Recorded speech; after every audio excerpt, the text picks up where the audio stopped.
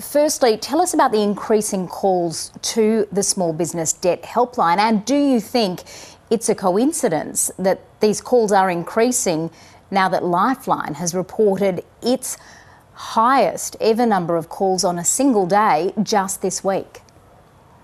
I'm not surprised to hear that, Kirsten, and that correlates with what we've been seeing on the Small Business Debt Helpline where I work, where calls have almost doubled since May, and calls have also been increasing to the National Debt Helpline. And the calls that we're receiving are from small business owners from right around Australia, but predominantly they've been from Melbourne and Sydney in the last couple of months. And they're quite often micro business owners. And so when they ring you, what are they calling you for help with? Some of them are quite confused about supports that are available, and we're able to look at their situation and find out exactly what grants and what allowances, what payments they can apply for and help them with that process. We can also help them sort through their debts, prioritise those.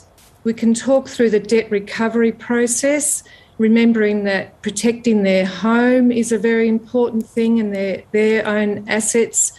We're not insolvency practitioners, but we are able to talk through the bankruptcy and insolvency process, explain what that looks like. Knowledge is power in that circumstance. Is this an independent service, and do you provide free advice? Yes, financial counselling is always free.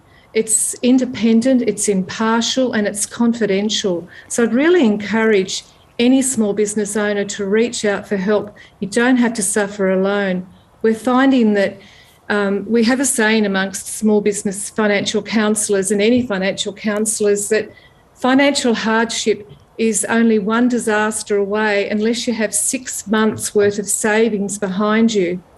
Now, a lot of the people that we're speaking to at the moment have had 6 months savings behind them, but those reserves are now spent with all these lockdowns, and not only are their financial reserves spent, but their mental stamina is spent as well. And so are you finding that people now, having exhausted in some cases their savings, are now having to make the decision whether they can continue their business or whether they may have to shut up shop, and whether they are indeed able to come to terms with people who have extended them credit? Is that something that you are able to help them with?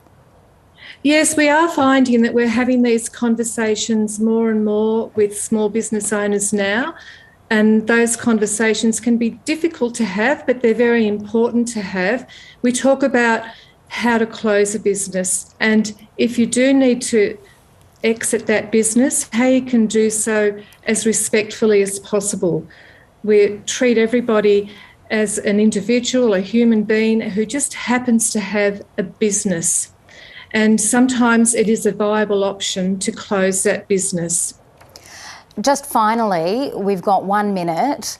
What advice would you give people watching this now who are thinking they may be in trouble right now with their particular business because of the nature of the circumstance we're all in? What should they be doing? It's great that we do have this service, and I'd really encourage people to give a call. It's 1800 413 828. You'll be treated with compassion and respect.